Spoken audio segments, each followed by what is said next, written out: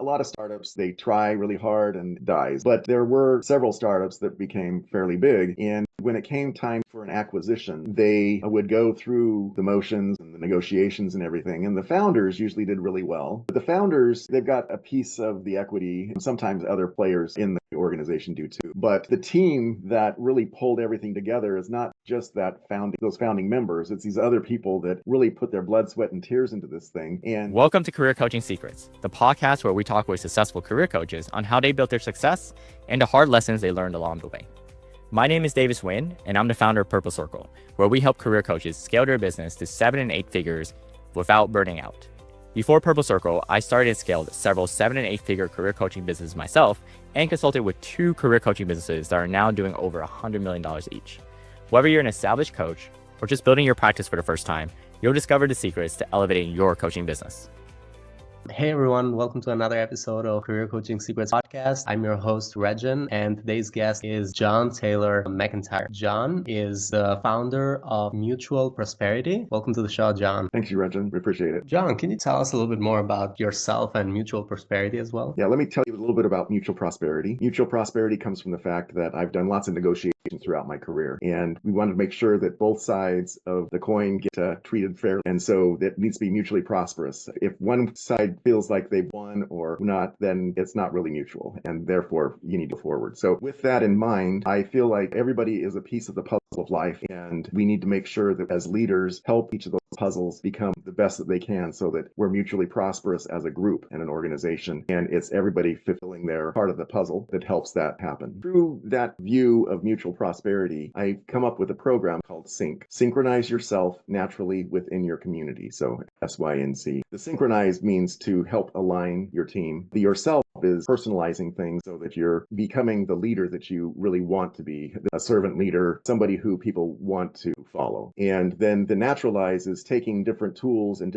different views and concepts, have an East meets West type thought pattern here. There's a lot of pragmatism from the West, and the Eastern side is more traditional, more classical. And how do you mold those together? And that's where the naturalized part comes in. It also means how do you use your intuition, your gut to help make decisions and things. So those are different types of tools that are in there. And then communitize is the fact that we need to make sure that we're building a community, a family within the organizations that we work with. And my background is fairly unique, and we can talk about that maybe a little bit later. What inspired you to start it and become a coach and start your own business? So I had done a lot of work for others throughout my career, 35 years. And what that is, basically, I would work for research institutions like major research universities, national laboratories, and foundations around the world. And I would help them take technologies that were developed from that research and make them into products and services that would be beneficial to the public. Because there's all this money going in from all these governments, they need to be able to make sure that something is beneficial for the public because of the tax money that they're receiving. I've helped hundreds of technologies, and from that activity, I've worked with a lot of startups that licensed that technology from the organizations that I worked for and helped them pull those things together. But as an innovation ecosystem enabler, and that's a bunch of big words, but ecosystem is basically, it's a community. It's a bunch of players that have different hats that they wear, and how to get them all to work on the same thing. So I would have to make sure that I had the financial office of the research university that I worked for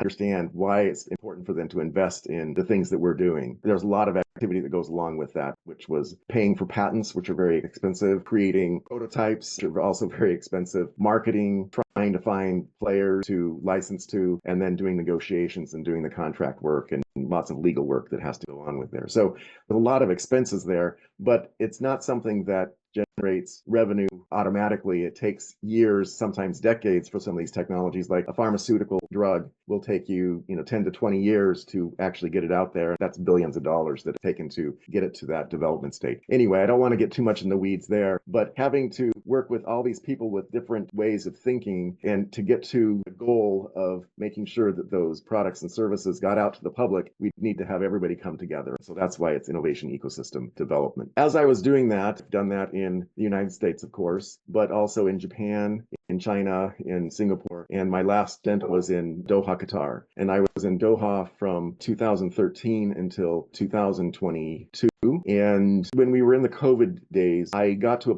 point where my wife had promised me 5 years going to Doha, and now we had been 7.5 half years, and it was time to really determine what I wanted to do next. And so I ended up taking a writing class because I thought I had a book inside me. And one of the writing coaches that I had was Jack Canfield from Chicken Soup for the Soul, also with the Success Principles. And as he coached me on that book type activity, then I got interested in what he was doing as a coach. He became my coach in another way, which was the Success Principles. And then I became a trainer for him in Train the Trainer. And so that's where the coaching activity led to. And so Jack is a mentor of mine. And then through those activities with Jack, I met a number of different coaches and others that helped me along the way. And so becoming that Success Principles methodology trainer, I have used that toolkit for coaching and everything, but then along as my book had been in development, my sync system, that's come into the forefront of what I do now. You'd say that you got basically received coaching when you were in Doha, then you kind of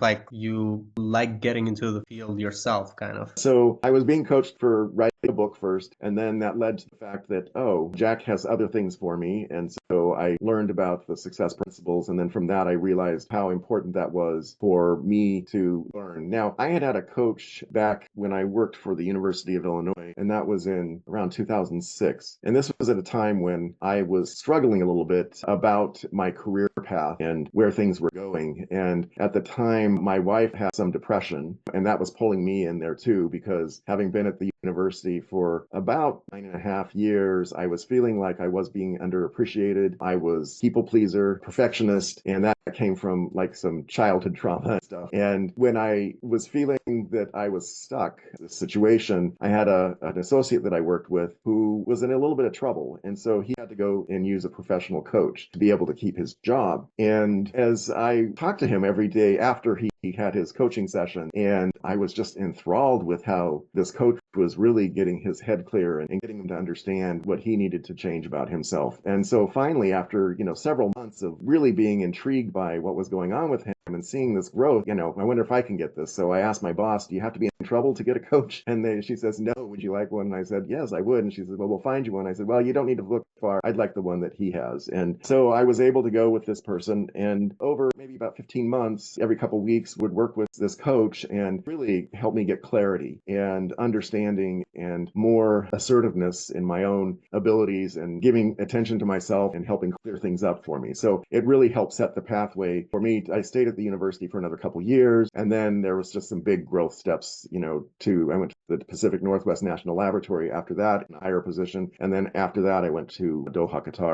But that was a really big jump, and I would never have done that without coaching. So I know personally that coaching is very valuable and that it really can help change the mindset. What's strange to me is I don't understand why I didn't get this earlier. I was in theater when I was young, from 9 to 19, and musicals and things like that. So I had drama coaches and I had music coaches. And for some reason, I never equated that somebody could have a coach for themselves, become professional. And so once I realized that, my friend at the university was able to do that, I knew that coaches really are beneficial and that it's not something to sneer at or anything. It's something to embrace. They're not telling you what to do. They're telling you how to understand yourself and how to work with those things that you have in yourself. So it's been almost 3 years now that you've started it. How does the journey look like from the moment that you started your coaching business till today? Obviously, it's been 3 years, but what are some of the main parts about the journey of owning this coaching business? So with coaching, it's coaching and consulting. And so part of my first year and a half, I still continued to work for my former employer in Qatar. So that was half of my time was spent with that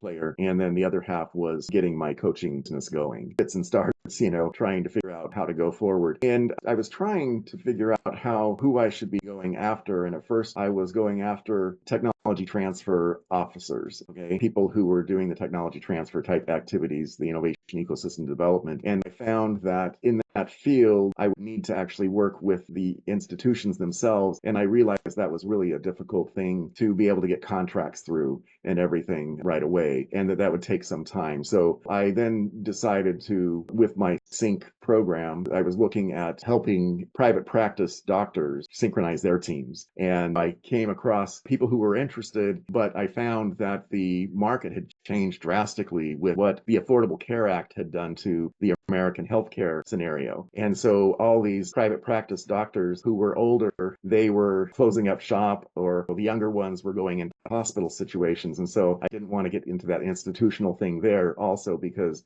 getting into the institutional thing, it just kind of makes things go slower. So from that, I decided that I should go back into what I know, and that's the technology space and how to work with entrepreneurs, because I had helped hundreds of startups started and licensed technologies from the places that I was from. And I was always used as a sounding rod for, these different groups, and was always giving them advice along the way. And so I thought that this would be a good headway into dealing with that. So who I look towards now is those tech entrepreneurs who are founders, who are 3 to 5, 6 years out. They've got revenue coming in and they have a team that is starting to grow. And so that's when they went from that initial 3 to 5 people, everybody was in sync. I mean, they were just, completely on task, and they knew everything that they needed to be doing, and they were just had a rhythm about them and everything. But as teams grow from 10 to 50 people, that's when things really start to get haywire. And so that's where the synchronization is really important. I had spent time in Japan early on during my college years. I was a missionary for 2 years, and then I went back to university with that background, majored in Japanese, Asian studies, and Chinese Mandarin and Korean as part of my minor. So culture has been a real big part of my life. And so bringing in culture, but also the culture of the Japanese, which has a lot of consensus building type aspects into it. So a lot of what sync comes from sync is, and sync again is SYNC, to synchronize. A lot of things that come from that synchronization comes from the Japanese part of my training. And so you've got, people know Kaizen, which is continual improvement, but that's really a consensus type activity. It's pulling in all these different things to make that person better or that organization better. But it really starts with what's called nemawashi. Ne is root and mawasu is to dig around. And so when you dig around the roots as a gardener, you're preparing that plant to be transplanted without a lot of trauma. And so when you take that same concept, it has become a cultural term in Japanese. You're digging around the roots, you're preparing the groundwork to be able to have those discussions, have those negotiations, pull a team together, make sure that everybody's cohesive and working well together. So all those aspects of nemawashi, and there's other things called Ningi Seido,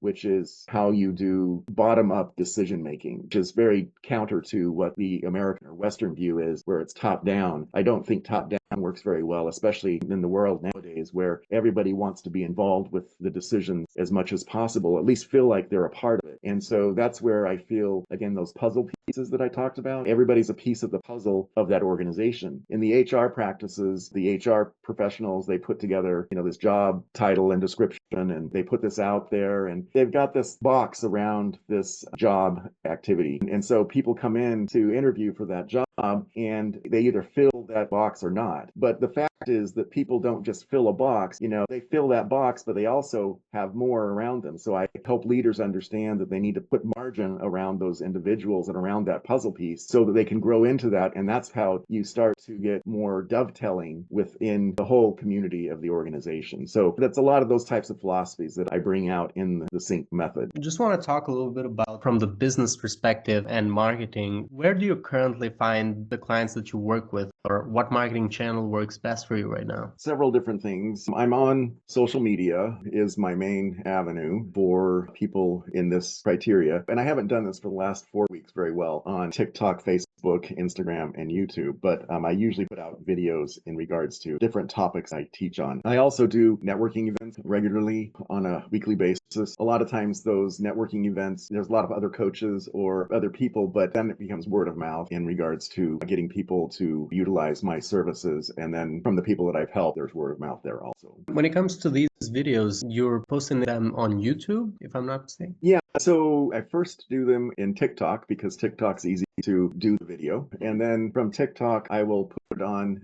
YouTube, Instagram, and Facebook. These tend to be short little segments just talking about how culture has a play in things. So again, going back to the pieces of the puzzle of life, I believe that everybody everybody has something to give society. Again, we leaders need to be pulling that out of them, making sure that we're not just using the part that we think we need, but also allowing them to get bought into the organization so they'll want to give more and provide as much as they can in regards to making that whole activity, their job, come to life and work out. Thanks for sharing that. And I like the content strategy. So it's all tied to the program that you also have. So that all makes sense to me. You're speaking to your audience. And when it comes to your business right now, do you have any goals that you're working towards for the next 1 to 3 years? Because I worked in the technology transfer space, licensing these technologies out from these different organizations and working with these startups. A lot of startups, they try really hard and dies, but there were several startups that became fairly big. And when it came time for an acquisition, they would go through the motions and the negotiations and everything. And the founders usually did really well. But the founders, they've got a piece of the equity, and sometimes other players in the organization do too. But the team that really pulled everything together is not just those founding members. It's these other people that really put their blood, sweat, and tears into this thing. And when the company gets bought over, they typically absorbed into a larger company. And the larger company wants them partly because of the product and service that's been created, but also because of the innovative nature of these people inside the organization. And what I was seeing was that the founders, they do well financially, and the others come along and they're doing okay. But oftentimes the founders will only be there for like a year or two. The others, if they're staying longer, they typically get eaten alive, okay, from the new organization. Because the new organization, those people in the larger organization, they know the ropes inside that organization and they kind of get the antibodies going out. They get a little bit jealous or nervous about this new blood in there, and these newer people don't really have a lot of leeway in order to do that. And I think what happens is that once that purchase is made, that merger and acquisition has taken place, the larger company's stock price, skyrockets. 2, 3, 4 years down the road, it falls because all this entrepreneurial stuff is left and they're left with the product and the service, but they haven't really garnered anything of real value. I think that's a loss. And so part of what I'm trying to do is to help these companies during the mergers and acquisition aspect. That part of my training is to go through and help with the vision and the mission and the goals and everything, and how that goes about doing things with those original. But what I want to do is help this new organization, this joining of the two, help them facilitate and rejigger the mission, the vision, the goals, so that everybody is seeing how they fit in, they get included. And so they're actually adding value, is growing along the way, rather than this feeling of people needing to leave because they're desperate, they're not being utilized correctly, or they're being used, or they're being abused, they're not feeling like they're fit. So what's called Nemawashi centers in my mind, and I would like to have at least one up in the next 3 years where we would have a facility. It would be kind of Zen-like place where people would stay. There would be Japanese pavilion or Japanese bungalows that people would stay at. And they would come in the meeting areas and really be able to work together for a week to create that new environment where people go. That's where I'm going with this whole thing. How long were you in Japan for when you were there? I was in Japan for 7 years. After I finished my Japanese studies at the university, my wife is Japanese, and then I worked in Japan as a consultant for 5 years. Okay. I can tell that you are really into the culture of Japan, and you also include that into your program in a way too. The other question that I have for you is, has there been any investments in your coaching business that you feel that actually have made a difference in your coaching business growing that you'd like to mention? For the last several years, I've been on like a coaching smorgasbord, if you will, and have taken coaching, a lot of training from different places. There were things that I look back now and I think, oh, that was too far ahead of where I should be. Let me take this back into the context of being a technology transfer professional. When you're working with a nascent technology,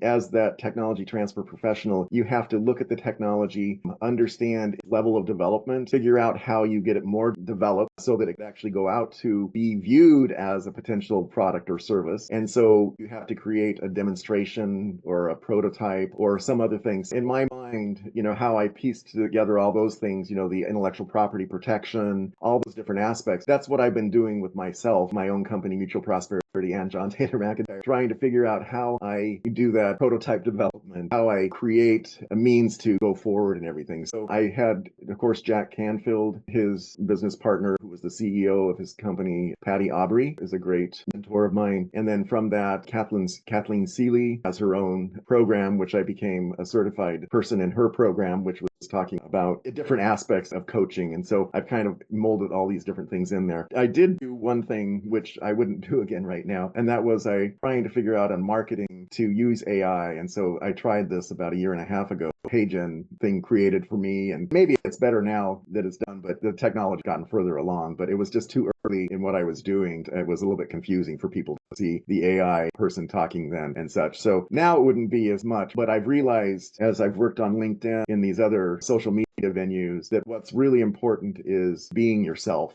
and letting people get a feel for how John Taylor McEntire ticks and what he can help you with and such. And so the AI thing is something I would not promote necessarily for this activity, maybe a little bit later, because there was different aspects of trying to help people with culture, but also help them with trauma. I did work with Dr. Debbie Sandella, and she helps people get through trauma and such. So adding these different ways of thinking and these different ways of utilizing tools to help people get past themselves was beneficial. Right now, what would you say is the biggest challenge that you're facing in further scaling your coaching consulting business? Well, it's still being relatively unknown, climbing through the hoops of networking, which is not always spot on, and also always trying different things for LinkedIn to get the base. Now, I did utilize other people. I had a VA for a while. I had other people doing some video stuff for me and helping me with posting. And I realized that when I was doing that, my voice wasn't coming out. And so I pulled everything back in and now have more control over how I'm branded, how I'm put out there. And I think that there's a big difference with that. And so now I'm having people help me, but I've got my content because I have my book, which will be published in September, that helps me pull that type of information out. And having that has really helped solidify what my differentiation is to others. But again, being still relatively unknown, it's difficult to know exactly which venue makes the most sense. There are groups that I work with, mentoring or mastermind groups and things like that.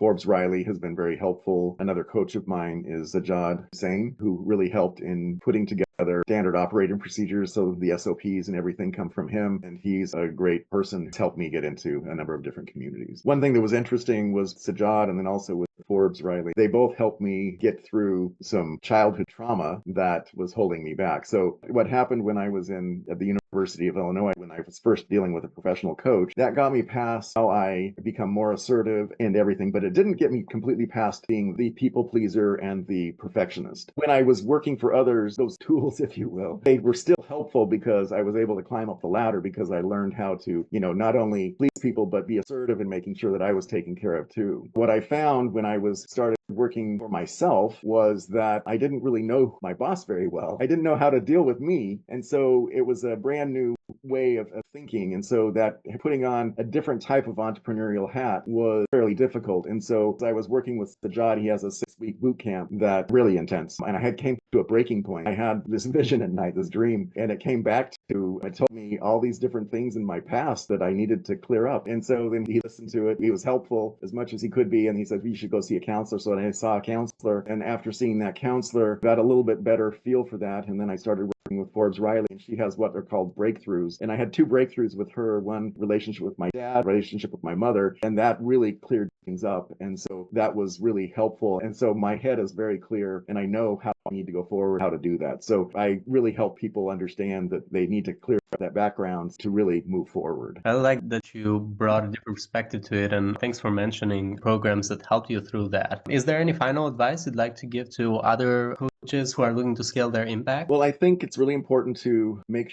sure you have standard operating procedures and that you follow those. What I've learned from Sajjad, it's continuity of activity that really gets things going. I mean, you learn that from lots of different people. And when you don't have that set up, one of the things he tells you is to make sure you have your schedule for the next day done the day before. He actually has 12-hour days. For the most part, I keep up with that. And then that posting daily is really critical. And so the consistency and continuity is absolutely important. If you feel like you have a block, that you figure out what's blocking you, because it's likely something in your past that you haven't cleared up yet. And once you clear that up or start working on that, you'll feel a lot of relaxing aspects in your own persona and things will start to sharpen. If you look at me, if I look at myself from 3 years ago to today, completely different person. Before, I was having a hard time explaining myself, and I'm not saying that I'm perfect right now because I'm not, but I'm not having all all the filler words, ums and ahs. I'm more confident in what I'm talking about, and there's a lot more clarity because I've had those breakthroughs. So clean up your past and work through that will help you go forward with consistency of having standard operating procedures, and that will take you many places. Thank you so much, John. And for anyone who wants to find you or connect with you, they can find you on your LinkedIn, John Taylor McEntire. They can find also your website, mutualprosperity.com. And if they were to go into your LinkedIn, they will also find your email if they wanted to reach out that way. So is there any other way people could reach out to you? Well, I am on all the